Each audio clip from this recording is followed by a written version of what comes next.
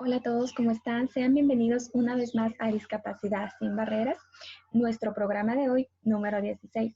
Te saluda Victoria Espinosa de la carrera de Psicorrehabilitación y Educación Especial de la Universidad Nacional de Loja de la Unidad de Estudios a Distancia.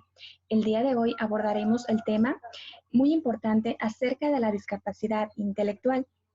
Y también dentro de la discapacidad intelectual estaremos conociendo un poquito más acerca de aquellas dificultades de aprendizaje que se les presenta a los niños en los primeros años de vida escolar. Entonces, para eso también trataremos de una pequeña guía para abordar este tema acerca de la discapacidad intelectual, dedicado un poquito más de pronto para los docentes que tienen algún alumno con necesidades educativas especiales y también con de pronto alguna dificultad en el aprendizaje. Para eso vamos a proyectar e iniciar con un pequeño video para adentrarnos un poquito más acerca de la temática. Bien, les voy a compartir la pantalla para poder compartir un poquito más acerca de lo que es la discapacidad intelectual.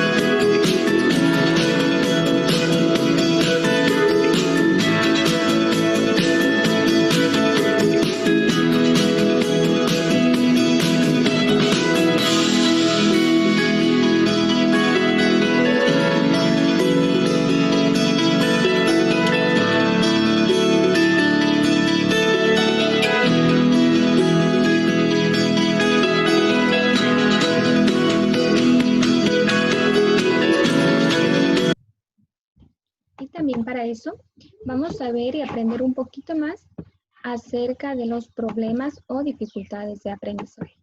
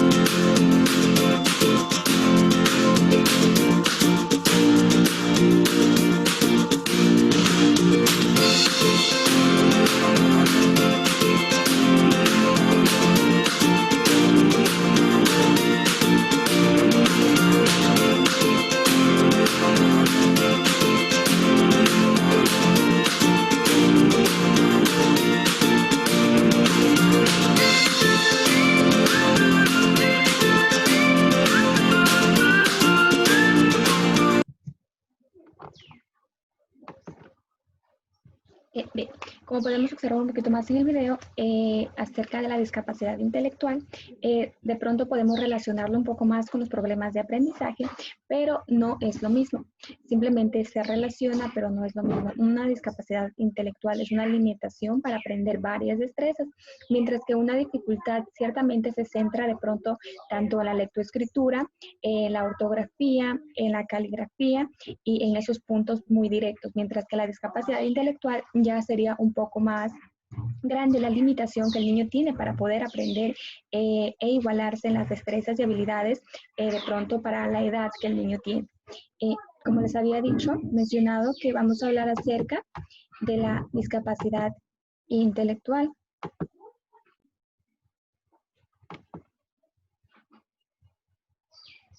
Bien, entonces nuestro tema de hoy es acerca de la discapacidad intelectual. Es una pequeña guía, de pronto también para padres de familia, pero un poco más fomentada para los docentes que de pronto tienen alumnos y también adolescentes con discapacidad intelectual. Vamos primeramente a hablar, a conocer un poquito más acerca de este tema, acerca de la discapacidad intelectual. La discapacidad intelectual, también conocida como retraso mental, es relacionada, ¿no? Es un término utilizado cuando una persona no tiene la capacidad de aprender a niveles esperados eh, y funcionar normalmente en la vida cotidiana.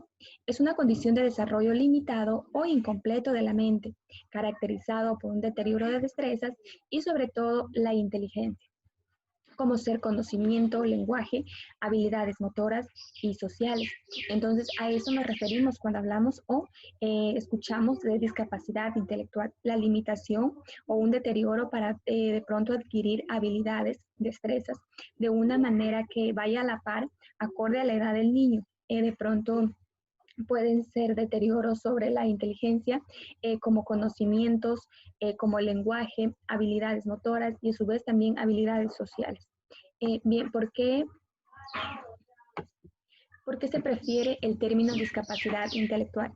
La principal razón para seguir un cambio en la terminología se deriva del carácter peyorativo del significativo, del retraso mental, del significado, perdón, de retraso mental, que además reduce la comprensión de las personas con limitaciones intelectuales a una categoría nacida desde perspectivas psicopatológicas.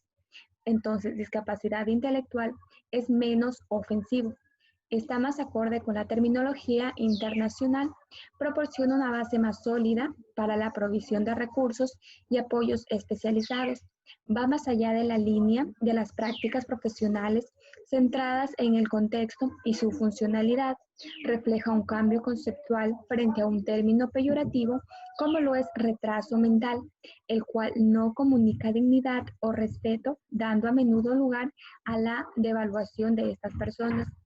Entonces preferimos relacionar un poco más estos temas, estos significados de las personas de pronto para no formar con otras etiquetas, sino que nos referimos a discapacidad intelectual. De pronto existen otros otros términos para referirnos a las personas con discapacidad intelectual, llamándolas o diciéndolas que son tontas, que son brutos, cuando no es así. Es simplemente pues que ya el término discapacidad intelectual ya está algo acorde y es un poco menos ofensivo para estas personas que la cual presentan esta discapacidad. Entonces es importante también saber y conocer cómo nos vamos a dirigir a estas personas, pues no poniéndoles apodos o etiquetas con otros peyorativos, catalogándolos con otros nombres ofensivos de pronto o discriminatorios. Entonces, por eso que hoy en día se prefiere utilizar el término discapacidad intelectual para estas personas. ¿Cuáles son sus principales características? Pues bien, para referirnos a las principales características, hablamos de la inteligencia. Entonces, pues primeramente, examinado, diagnosticado, el niño, la persona con la discapacidad intelectual, se refiere que este niño, su inteligencia, en su CI, coeficiente intelectual, pues su promedio es 70 o inferior. También el deterioro de la capacidad adaptativa de la eficacia del niño o adolescente para satisfacer exigencias planteadas para su edad. Entonces debemos tomar en cuenta que el niño pues está relacionándose o llevando las tareas, sus habilidades, sus destrezas de forma correcta, de acorde a la edad que tiene y pues acorde también a sus compañeros que están en el aula. Entonces, para eso, pues también debemos fijarnos la capacidad adaptativa. También en menos de las dos siguientes áreas, como es la comunicación, también el cuidado personal, vida doméstica, habilidades sociales, académicas, ocio, salud. También esto es algo que se da y comienza netamente desde la infancia hasta los 18 años de edad. Existen también tipos de discapacidad intelectual. Pues según el DSM-4, que establece, pues bien, nos establece que existen en realidad 4 subgrupos de discapacidad intelectual. Las voy a detallar que pues son estos grupos que se dividen en leve, moderada, grave y a su vez profunda. Pues bien, leve estamos hablando de un coeficiente intelectual entre 55 a 70. Presentan leves, esto es algo muy bajo, leves dificultades en la comunicación, desarrollan habilidades académicas hasta el nivel de la primaria y en la adultez mantienen habilidades sociales, laborales con independencia, claro que bajo una supervisión mínima, pero son un poco más autónomos. Ya moderada, el coeficiente intelectual está entre los 40-30 y 50-55. Pues bien, poseen estos niños, estas personas, poseen habilidades conversacionales básicas, una baja atención de las normas sociales. En cuanto a habilidades académicas, cursan hasta el segundo o tercer año de primaria y en la adultez pueden realizar trabajos semiespecializados bajo supervisión. Pues bien, también tenemos otro subgrupo que es el grave, ya cuando estamos hablando de una discapacidad intelectual grave, estamos hablando ya que el coeficiente intelectual va entre 20 o 25. Escaso ya, su desarrollo sociomotor es escaso, necesitan un entorno altamente estructurado, ayuda y mucha supervisión pues de la familia, de los padres de familia o de su alrededor. Cuando estamos hablando ya de algo profundo, va entre 20 y 25. Y ya grave, pues va entre 20, 25, 35 a 40. También necesitan vigilancia. Pueden realizar, claro que sí, trabajos simples, pero también vigilancia por parte del adulto, de la familia que está alrededor. En estos niños, pues los niveles de discapacidad intelectual varían ampliamente, desde problemas muy leves hasta problemas ya muy profundos o graves. Los niños con discapacidad intelectual pueden presentar dificultad para comunicar a otros lo que quieren o lo que ellos necesitan. Así como para valerse por sí mismos, la discapacidad intelectual podría hacer que el niño aprenda y se desarrolle de una forma más lenta que otros niños de la misma edad. Estos niños podrían necesitar más tiempo para aprender a hablar, de pronto a caminar, también a vestirse o comer sin ayuda. Y también pues podrían tener problemas de aprendizaje en la escuela. Entonces va relacionado un poco la discapacidad intelectual, va a relacionarse un poco más con las dificultades de aprendizaje en el aula. Áreas del desarrollo en las que repercute la discapacidad intelectual, pues estaríamos hablando de lo cognitivo, de lo emocional, de pronto en el lenguaje, también dificultades de la adaptación, adaptativas y reacciones también primitivas. Cuando hablamos de forma cognitivamente, pues puede existir una orientación hacia lo concreto, egocentrismo, distractibilidad y poca capacidad de atención del niño. También hiperactividad sensorial puede conducir a conductas desbordantes, a la evitación de estímulos y a la necesidad de procesar estímulos a nivel de intensidad bajos. Emocionalmente, también estos niños tienen dificultades para expresar sentimientos y percibir afectos tanto en sí mismo como en los otros. La expresividad de la afectividad puede estar modificada por los impedimentos físicos, hipertonía o hipotonía. El retraso del habla también está relacionada, pues repercute en el área eh, que el niño, el lenguaje, también repercute esta discapacidad que puede inhibir a la expresión del afecto negativo, lo que conduce a instancias de una hiperactividad afectiva aparente que incluye una ira impulsiva y una baja tolerancia a la frustración. También dificultades adaptativas. Las complejidades normales de las interacciones diarias pueden poner a prueba los límites conectivos del niño con RM. En casos extremos, el descontrol impulsivo puede producir violencia y la destructividad. Los cambios en la vida diaria pueden forzar las capacidades cognitivas y las habilidades de afrontamiento, que a veces conduce a la frustración. También repercute dentro de reacciones primitivas a la frustración, a la tensión, pueden implicar conductas agresivas, autolesivas o autoestimulantes. Causas también dentro de todo esto, pues existen las causas principales que se puede llegar a ocasionar una discapacidad intelectual, como serían trastornos genéticos, trastornos cromosomáticos, causas biológicas, también orgánicas a su vez, y también tenemos causas ambientales. Cuando hablamos y nos referimos a trastornos genéticos, estamos hablando de que son transmitidos al niño a través de los genes.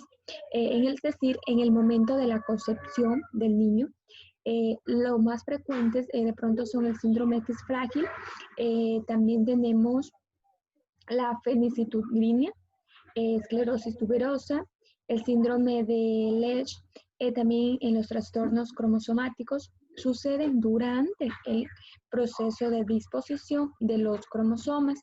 Los más frecuentes son el síndrome de Down, el síndrome de Will y el síndrome de Angelman. También tenemos causas biológicas y orgánicas. Aparecen antes, durante o a su vez después del nacimiento. Las principales causas prenatales son el sarampión, la rubiola, durante el embarazo, el consumo también de toxinas, pescados contaminados con mercurio de pronto o ciertos medicamentos a su vez. En cuanto a los factores perinatales, es decir, durante el parto, durante el alumbramiento, cabe destacar la exposición a toxinas o infecciones por el herpes de pronto genital, la presión excesiva de la cabeza, ocurrente después, en una asfixia donde el niño no respira, también de pronto puede ocasionar alguna discapacidad. Por último, pueden darse algunas causas postnatales, como la exposición a dañino al niño, de pronto al plomo, o traumatismo cráneo o meningitis. Causas ambientales. También debemos reconocer que existen causas ambientales que producen o provocan una discapacidad intelectual.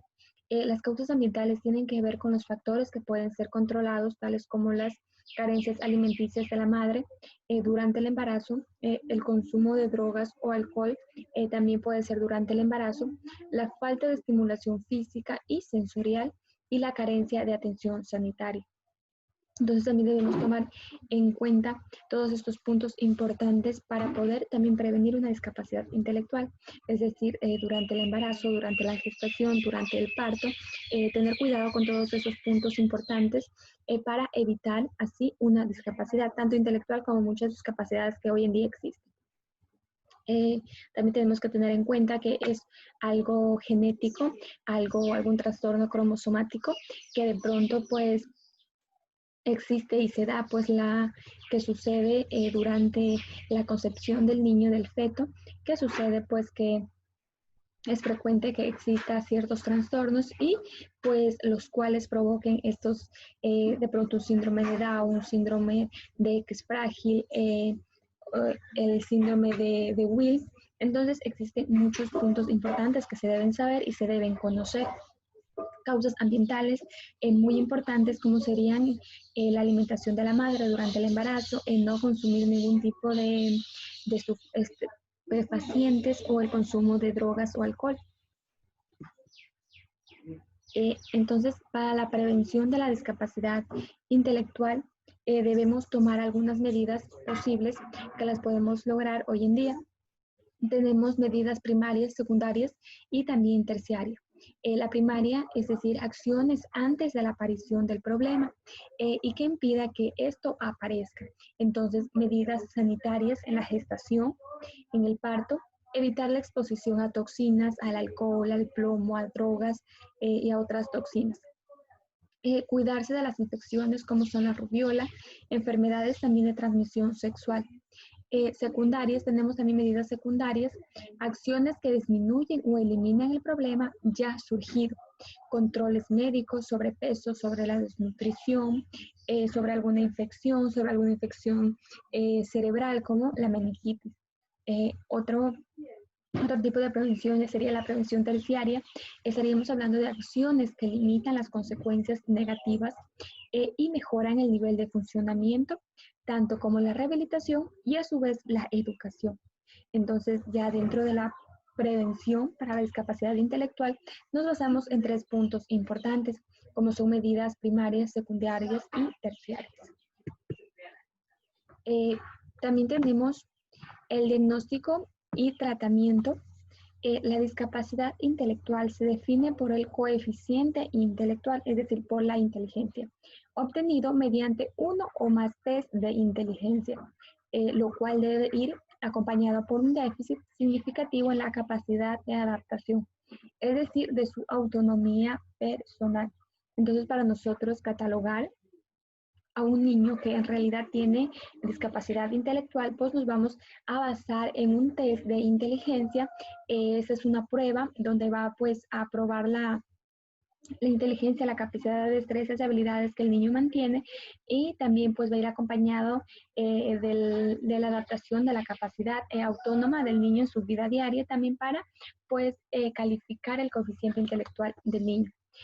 Resultan útiles tanto la valoración neurológica como la psiquiátrica a su vez, teniendo en cuenta especialmente los trastornos de conducta, perturbadores y trastornos de déficit de atención, otros trastornos del aprendizaje y a su vez de la comunicación, la privación social, test de visión, audición, educativos, incluyendo la velocidad de lectura, la comprensión y la ortografía.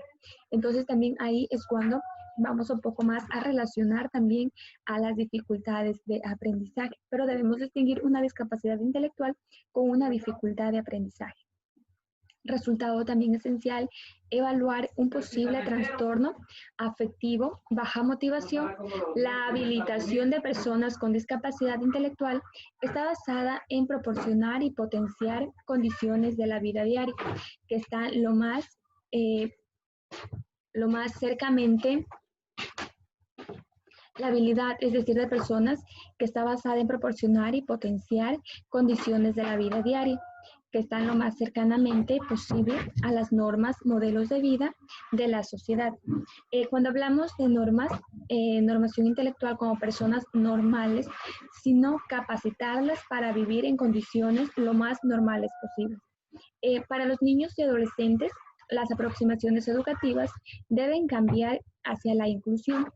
Dentro de todo el diagnóstico también y tratamiento debemos tener en cuenta que podemos basarnos, podemos trabajar de forma inclusiva, de forma con la diversidad en las aulas, para también capacitar tanto a los alumnos como a los docentes y así mejorar el trato a la población más vulnerable, como es a la población o a personas o a niños con discapacidad. También para los niños y adolescentes, las aproximaciones educativas deben cambiar hacia la inclusión de todos los niños con discapacidades en clases apropiadas para su edad. Las dificultades de aprendizaje. Entonces, vamos a entender un poquito más acerca de las dificultades de aprendizaje. Pues bien, ¿qué son las dificultades del aprendizaje? El DSM-4 contempla como dificultades del aprendizaje una serie de déficits en las habilidades académicas, particularmente como es la lectura, la escritura, el cálculo, la expresión escrita. Las deficiencias evolutivas en la adquisición o ejecución de habilidades específicas se suelen hacer evidentes en la niñez, pero con frecuencia tienen consecuencias importantes en el funcionamiento posterior. estos trastornos están definidos de manera que pueden excluir a aquellos niños y adolescentes cuya lentitud en el aprendizaje queda explicada por falta de oportunidades educativas, escasa inteligencia, deficiencias motoras o sensoriales, de pronto visuales o auditivas, o problemas neurológicos. ¿Por qué dificultades y no problemas? Pues bien, cuando hablamos de dificultades nos referimos a un estado de cosas indeseables que o pueden resolverse mediante alguna acción, poniendo en marcha capacidades especiales para resolver problemas, o bien si se trata de una situación de la vida que hay que saber conllevar al menos durante cierto tiempo. Entonces nos referimos a dificultades cuando existe la posibilidad de arreglar esta dificultad, de tratarla, de rehabilitarla, de adaptar al niño a su paso, pero que aprenda y lo logre hacer realizar la tarea en la que de pronto está presentando esta dificultad, ya sea en la lectura, en la escritura, en la ortografía. Entonces, por eso es que se titula o se llama dificultad y no problema. Cuando hablamos entonces ya de problemas, nos referimos a callejones sin salida, a donde pues no podemos dar paso a una rehabilitación, mediante alguna acción poder lograr que el niño pues resulte que esta dificultad pues la pueda cambiar, la pueda combatir, y pues entonces los problemas es cuando no hay salida, son situaciones al parecer insolubles, crisis, etcétera, creadas y mantenidas al enfocar más las dificultades. Entonces es por eso preferible tomar como dificultad y no problemas. ¿Qué ocasionan las dificultades de aprendizaje? En algunos casos señalan estos problemas tienen como referente los trastornos del desarrollo del niño. En otros casos son más bien las condiciones sociales o familiares, la organización escolar o el propio currículo los que lo desencadenan. En todos estos, sin embargo, la interacción del individuo, clase social, familia, escuela, la que permite explicar los problemas que el niño manifiesta en sus aprendizajes. Las familias que tienen estos alumnos no poseen el capital de pronto cultural necesario para transmitirlo a sus hijos, por lo que no van a poder adaptarse a los requerimientos académicos del sistema escolar. La mayoría de estos niños que son categorizados dentro de la educación especial son normalmente de clase trabajadora y de minorías étnicas, quienes presentan mayores problemas a las escuelas debido a la lentitud en su aprendizaje y en su conducta un poco menos adaptada.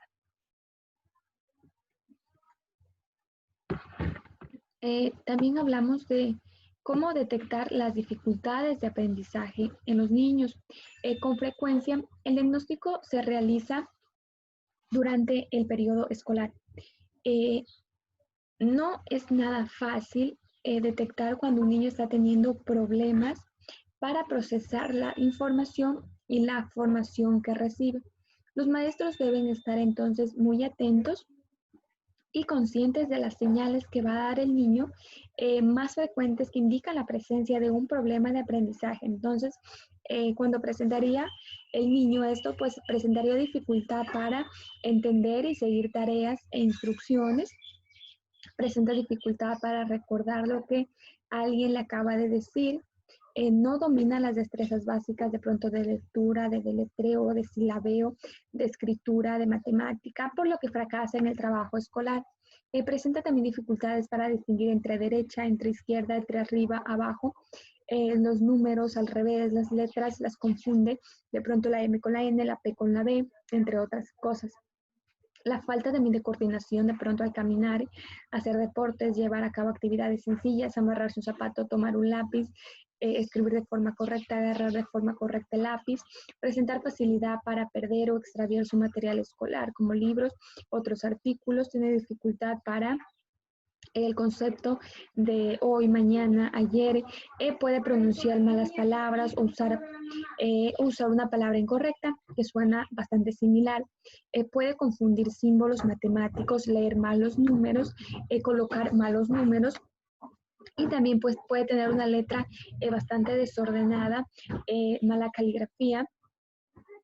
Puede tener, luchar para poder expresar sus ideas por escrito, puede aprender el lenguaje en forma atrasada y tener un vocabulario bastante limitado. Entonces, cuando estemos atentos a nuestros alumnos, a nuestros hijos, de pronto cuando estamos entre sus tareas escolares, entre también de pronto presentando algún tipo de conversación, algún tipo de orden que le estamos entregando al niño y de pronto no la sabe captar o confunde la escritura, confunde la lectura, de pronto al escribir el niño es muy frecuente que el niño confunda los fonemas, al escribir de pronto una palabra similar, escribe otra palabra que pues de pronto suena igual, pero o sea, no sea la misma, pero él escribe.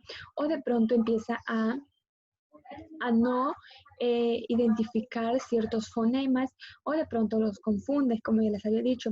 O de pronto a la hora de escribir, escribe de manera al revés o escribe de pronto la S, el 2 o al escribir el 2, la S y así. Entonces, esos puntos importantes de pronto ya nos presentan que existe cierta dificultad en el aprendizaje de nuestro alumno, de nuestro niño. Entonces, pues debemos estar muy atentos para poder ayudar a nuestra población. Para eso también existe tratamiento. Con el tiempo los casos leves pueden resolverse, es decir, gracias a la educación, a la práctica bastante persistente. En la práctica debe diseñarse un plan individual para cada niño, pero la calidad de la evaluación inicial y los servicios de tratamiento son variables. El manejo multidisciplinario de la comunicación pues resulta esencial, ya que muchos especialistas y profesores pueden estar implicados en la educación y tratamiento de un solo niño. Una comunicación cuidadosa, especialmente durante los periodos de intervención, resulta vital para mantener el progreso del desarrollo y el educacional.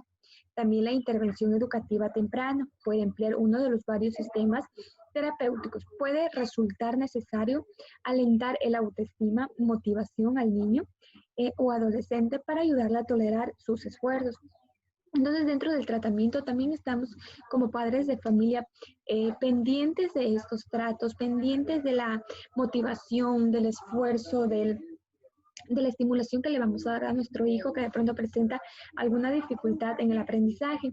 Entonces, es importante también que dentro del tratamiento la familia se vea vinculada, los padres de familia estén pendientes de la estimulación, del trato al niño, de la enseñanza a la hora de hacer las tareas, los deberes, a la hora de hacer de pronto mandarle a hacer algo al niño.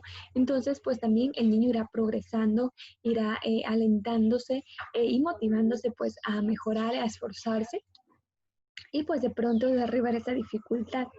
De pronto puede cambiarla, puede mejorarla y pues de pronto puede mantenerla, pero llevándola a cabo con un buen tratamiento, pues el niño pues será muy autónomo, desarrollará de manera perfecta su vida diaria, su vida escolar y no tendrá dificultades a futuro.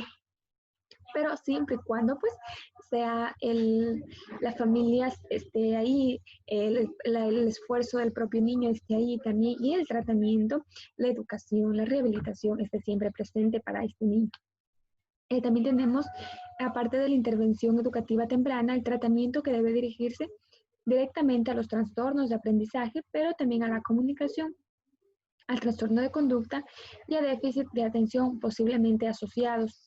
La implicación de los padres es crucial para apoyar el programa educacional y para los esfuerzos continuados del niño en un ambiente libre de críticas. Está demostrado que los padres pueden ayudar escuchando cada día en casa cómo leen sus niños. Bien, tenemos una de las dificultades muy conocidas hoy en día en las aulas, en las escuelas. De pronto no los conocemos, pero hoy las vamos a abordar. Una de las principales y muy reconocidas es la dislexia. Es una dificultad de aprendizaje que se caracteriza por un déficit en el aprendizaje de la lectoescritura, descartando que se tenga algún tipo de discapacidad intelectual. Entonces debemos estar pendientes que si nuestro hijo de pronto tiene dislexia, más no una discapacidad intelectual. Es decir, que la dislexia nada más se va a centrar a la manera en el que nuestro niño pues lee o escribe. De pronto ahí es el punto clave donde tiene dificultad, tanto para leer o para poder escribir, más no tiene una discapacidad intelectual. Las causas son variadas, desde factores hereditarios, problemas en el embarazo, dificultades emocionales, trastornos relacionados con el lenguaje por el cual persona tiene problemas para entender palabras, oraciones o párrafos. Las características del niño con dislexia parece brillante, despierto en algunas áreas, pero en la escuela se muestra retraído y distante. También se le etiqueta como flojo, tonto o perezoso. Tiene baja autoestima ocasionada por múltiples fracasos escolares. No está tan atrasado como para recibir ayuda extra en el colegio. Presenta habilidades en la música, en el arte, se aburre más en las clases magistrales que en las prácticas. Aprende más cuando trabaja con las manos, escriben la misma palabra de distintas maneras. Intervienen las letras, por ejemplo, P por B, D por B, M por N. De pronto los sonidos casi parecidos también los puede confundir, pero puede existir un tratamiento bastante específico, muy apropiado para la dislexia, que se la puede tratar y se la puede, pues, de pronto, si es algo leve, se la puede mejorar y cambiar, o pues que el niño se adapte, pero entienda que el niño tiene esa dificultad, pero puede ir conociendo poco a poco el tratamiento, la rehabilitación en la cual pues puede ir mejorando esta limitación, esta dificultad. Para un tratamiento de ese trastorno se requiere un profesor o un tutor especializado que enseñe estrategias especiales para el aprendizaje de la lectura. El apoyo familiar es fundamental en el tratamiento, motivación en casa, imprescindible, como alentarlos a desarrollar otras actividades que les proporcionen confianza en sí mismos, deportes, artes plásticas, música, baile, hobby, arte dramático, cine, entre otras cosas. Se recomienda el sobreaprendizaje, volver a aprender la lectoescritura de una forma adecuada, las posibilidades del niño trabajando como el principio del aprendizaje, sin errores, o sea, reaprender las técnicas de la lectoescritura, de un modo agradable, útil para el niño, cosechando el éxito y no usual fracaso. En el aula, estos niños deben recibir atención personalizada, evaluación de su rendimiento en comparación con sí mismos y no con los demás. La información nueva debe serla repetida varias veces, repetirla, aprender de la manera que les sea posible y fomentar su autoestima. También otra dificultad bastante reconocida dentro de un aula muy conocida y hoy en día también bastante dada, bastante integrada en la población estudiantil, es la disortografía. ¿A qué estamos refiriéndonos con disortografía?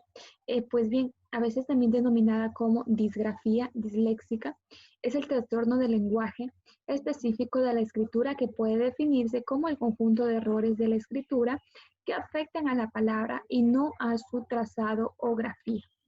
Se trata de un trastorno que se mantiene en la dificultad para escribir las palabras de manera ortográficamente adecuada. La disortografía se difiere de la disgrafía en que los errores que la definen en ningún caso son de tipo grafomotor, aunque el sujeto puede tener problemática grafomotora implicada. Detección. Las producciones escritas deletrean los errores cometidos por el niño y para no confundirlo con un error de escritura, el docente debe tener claro que se manifiesta como una particular dificultad para la expresión lingüística gráfica, conforme a las reglas del idioma. Es importante detectar qué clase de disortografía es para luego articular el tratamiento adecuado. Observar si se trata de mala ortografía que afecta a la articulación del lenguaje.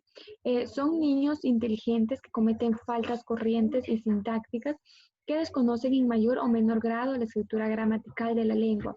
Niños que desfiguran la lengua, que parecen no haber automatizado la adquisición de la ortografía. Cuadro disortográfico en niños con bajo nivel intelectual conocidamente a retraso en la lectoescritura.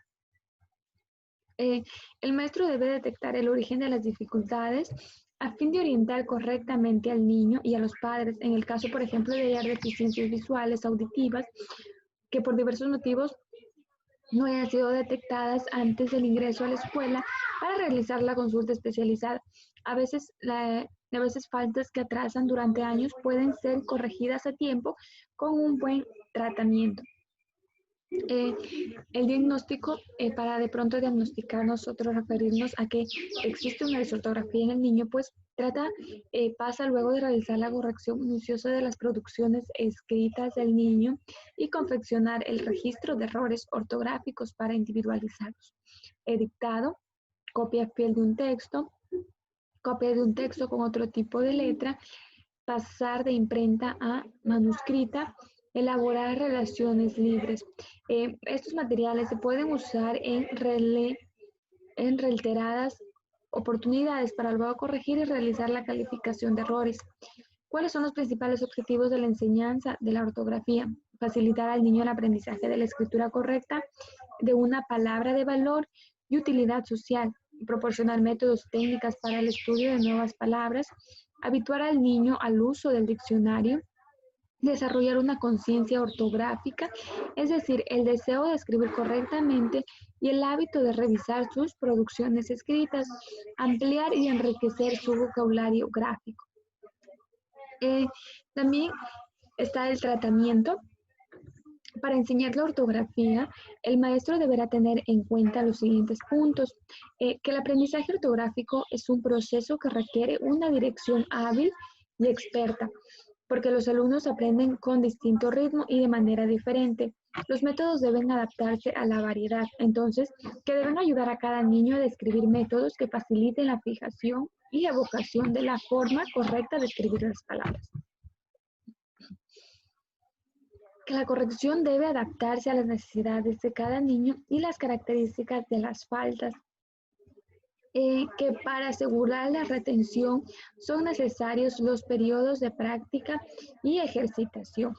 Entonces, cuando hablamos de disortografía, nos estamos refiriendo a la dificultad para escribir las palabras. Para poder también de pronto respetar las leyes gramaticales o los signos de puntuación también, el niño pues no toma en cuenta todas estas leyes gramaticales, ¿no?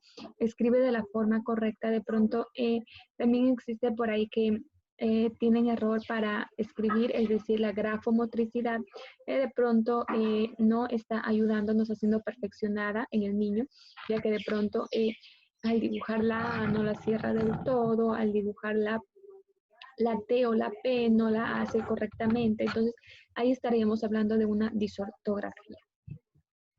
También existe una dificultad también muy reconocida, que es la discalculia. ¿Qué es la discalculia en sí? Esta es pues la dificultad en el aprendizaje matemático de las operaciones. Es equivalente a la dislexia, pero en un lugar de tratarse de los problemas que enfrenta un niño para expresarse correctamente en el lenguaje, se trata de una ocasión que le dificulta comprender y realizar cálculos matemáticos, que se refiere específicamente a la incapacidad de realizar operaciones matemáticas o aritméticas. Puede ser causada por un déficit de percepción visual o problemas en cuanto a la orientación. Es una discapacidad relativamente poco conocida. De hecho, se considera una variación de la dislexia. Quien padece discalculia por lo general tiene un coeficiente intelectual normal o superior, pero manifiesta problemas con las matemáticas, señas, direcciones. La discalculia es un término que hace referencia a un amplio rango de problemas relacionados con el aprendizaje. Las habilidades matemáticas, no existe una única forma de trastorno del aprendizaje de las matemáticas, y las dificultades que se presentan varían de persona a persona y afectan de modo diferente en cada momento del ciclo vital de las personas. Los síntomas Nos referimos cuando descartar una discalculia, las dificultades frecuentes con los números, a la confusión de pronto de signos más, menos, y, x, reversión o transposición de números, dificultad amnéstica relacionadas con información numérica, dificultades con tablas itinerarias, cálculo mental, señas, direcciones, buena capacidad en materias como ciencias, geometría, hasta que requiere un nivel más alto que exige usar las matemáticas, dificultad relacionada con la orientación espacial, tanto la propia como la de los objetos, dificultad con los conceptos abstractos, déficit referente a relación entre figura, longitud, ansiedad ante aquellas tareas y actividades relacionadas con las matemáticas, dificultades para realizar abstracciones y elaborar asociaciones a partir de material numérico, errores de transcripción, por ejemplo, escribir números dictados, se utilizan los dedos para contar. Todo lo anteriormente comentado es solo una lista de posibles características de discalculia. Cuando se dan varios de los déficits comentados con anterioridad, pues otros similares se hacen preciso acudir a un profesional para realizar una valoración completa del menor con el fin de valorar el posible caso. Dentro de todo esto, ya llegamos a la guía del docente, ¿no? Para adaptarnos dentro de las adaptaciones curriculares. ¿Qué son adaptaciones curriculares o para qué nos va a servir estas adaptaciones curriculares? Pues bien, son las estrategias y recursos educativos adicionales que se implementan en las escuelas para posibilitar el acceso y progreso de los alumnos con necesidades educativas especiales.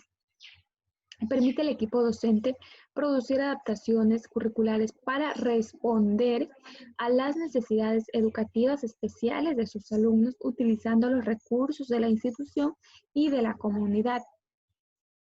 Las adaptaciones curriculares, entonces, tendrán posibilitar el acceso al currículo común o a brindar aprendizajes equivalentes por su temática, profundidad y riqueza a los niños con necesidades educativas. Consiste en la selección, elaboración y construcción de propuestas que enriquecen y diversifican el currículum común para alumnos o grupos de alumnos en instituciones comunes, teniendo en cuenta las propias prioridades pedagógicas establecidas en proyectos educativos institucionales. Estas quedarán tanto registradas con la correspondiente evaluación de sus resultados en el legado personal del alumno. Suponen como precondición una gestión, organización ágil, flexible e implica la movilización de recursos comunitarios y la participación a su vez y compromiso de los padres en la adopción de decisiones y acompañamiento dentro de este proceso que serían las adaptaciones curriculares. Existe la clasificación de estas adaptaciones que nos van a servir para la educación especial.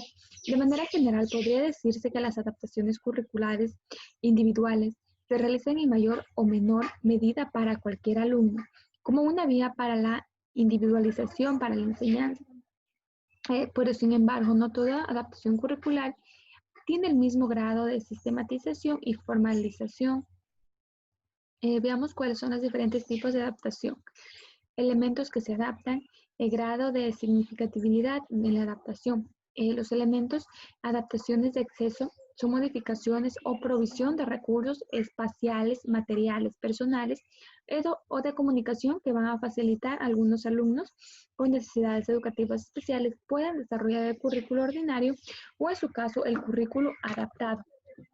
Adaptaciones curriculares definidas anteriormente. 2. Grado de significatividad de la adaptación. Estas adaptaciones curriculares no significativas son modificaciones en los elementos de acceso y en los elementos básicos que permitirán al alumno desarrollar la capacidad en los objetivos generales de su etapa sin variar el proyecto curricular de la misma, siendo suficiente lo planificado en la programación de aula. Adaptaciones curriculares significativas.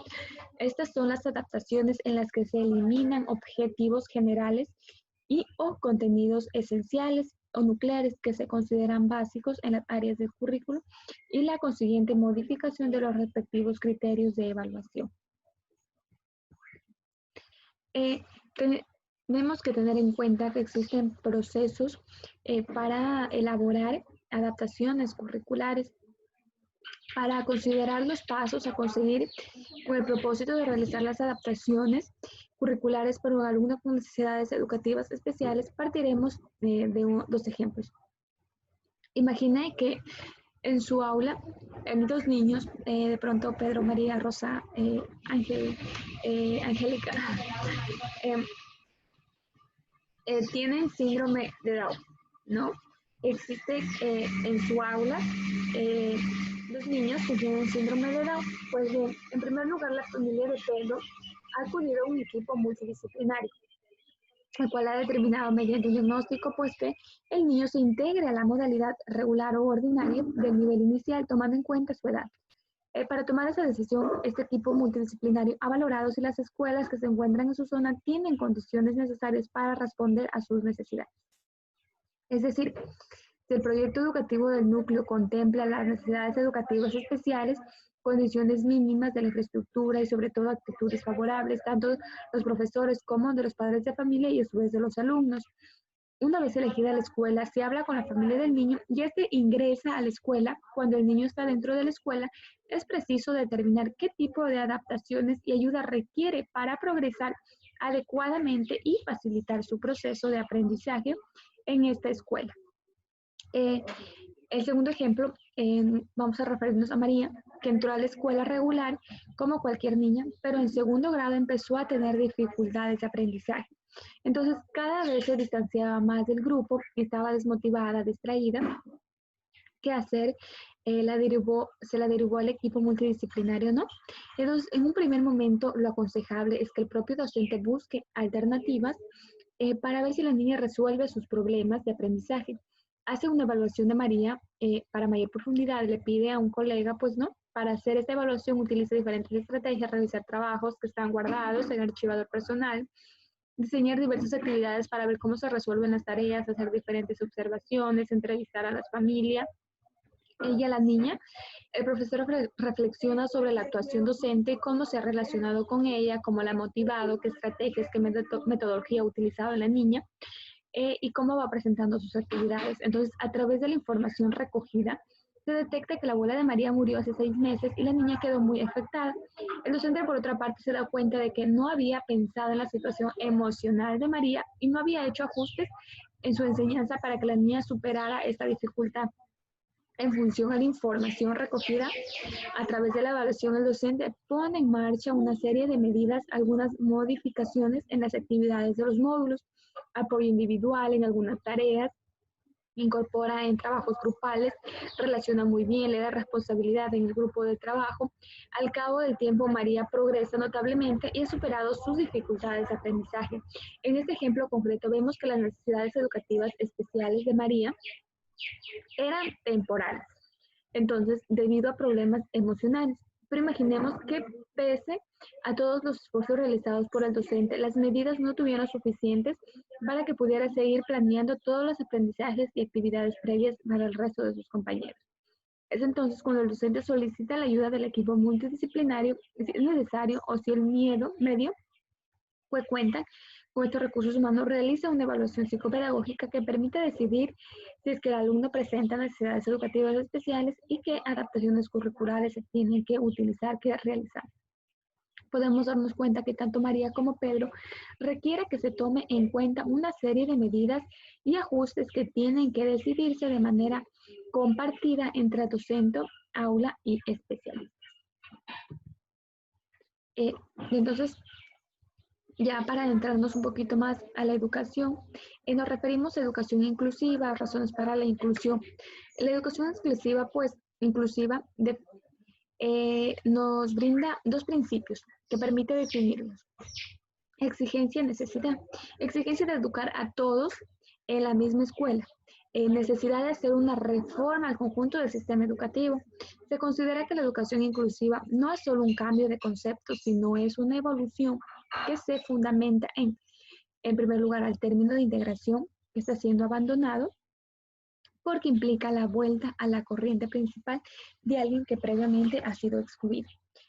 Bien, segundo lugar, el concepto de inclusión está siendo adoptado porque comunica claramente lo que está necesitando en todas las sociedades, que todos los niños y jóvenes sean incluidos en la vida educativa, social, las escuelas, aulas, sociedad.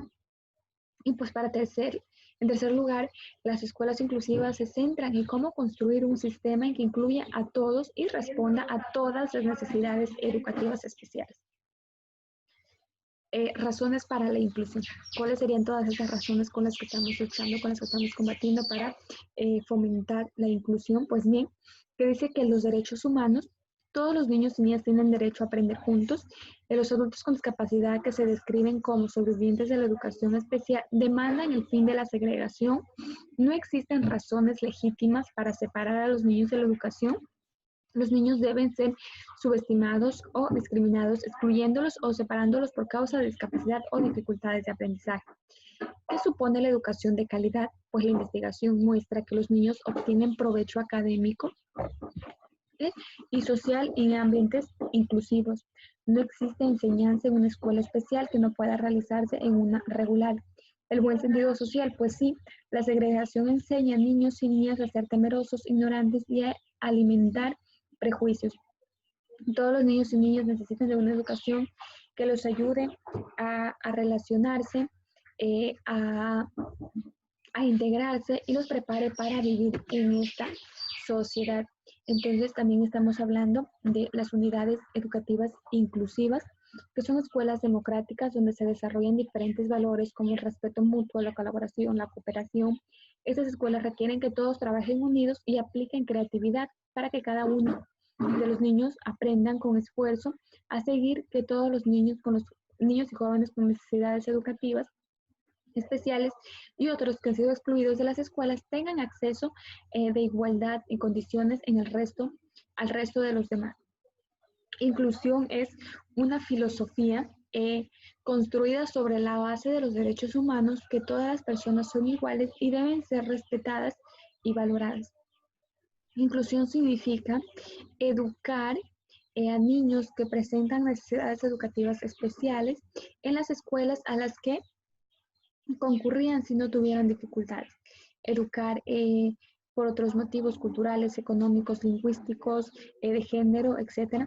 Apoyar a maestros de movilidad regular, hacer que los niños con necesidades educativas especiales cumplan con los mismos horarios, los mismos programas que hacen los demás niños, enseñar a todos a comprender y aceptar también las diferencias, percibir la diversidad como una nueva realidad. Las unidades educativas tienen el reto de responder a las diferencias culturales, lingüísticas, individuales, adaptar la enseñanza a las necesidades de cada persona, emplear sistemas de enseñanza cooperativa y hacer redes de trabajo, convenios con otras instituciones como centros de educación especial e incorporar a miembros de la comunidad. También las autoridades educativas también necesitan información de las escuelas para su mejora y el desarrollo de comunidades inclusivas a través de la práctica en el aula, implementar maneras creativas, dinámicas, investigar e implementar estrategias didácticas que favorecen la interculturalidad. Pues bien, las dificultades. La discapacidad intelectual, pues, necesita de educación especial, propiciar en el niño y la niña el descubrimiento y conciencia de su propio cuerpo para afianzar su identidad e individualidad, estimular la percepción visual, auditiva, corporal, espacial, temporal, promover el desarrollo cognitivo a través de actividades significativas, metódicas y precisas según la escala de desarrollo del pensamiento, enseñar al niño a jugar, a mostrarle la función y el uso de los diferentes juguetes, el material didáctico, despertar su curiosidad, espontaneidad, creatividad e imaginación, incentivar procesos de pensamiento, atención, memoria, concentración, procesamiento de información e identificación, localización, discriminación, para así generar ideas, conceptos, juicios y razonamientos en el niño, mediante la observación, la manipulación, exploración de diferentes elementos, estimular, desarrollar y potencializar el proceso de la lectura, de la escritura y de su lenguaje a la vez. Desarrollar el procesamiento lógico, matemático en actividades como clasificar, agrupar, seleccionar, formar secuencias, identificar. A medida que obtiene estas habilidades, se trabaja el concepto numérico, cantidad y posteriormente el manejo de la adición y sustracción. ¿Qué vamos a evitar dentro de la enseñanza? El uso de etiquetas negativas, sobre todo antes de los demás. Tímido, cabezón, lerdo, gordo, terco, flojo, inquieto, hiperactivo, agresivo. Eso más no. Impedir las comparaciones con frecuencias en nuestra sociedad, sobre todo entre hermanos y compañeros de clase. Eh, Bien, eso ha sido todo por hoy acerca de la discapacidad intelectual.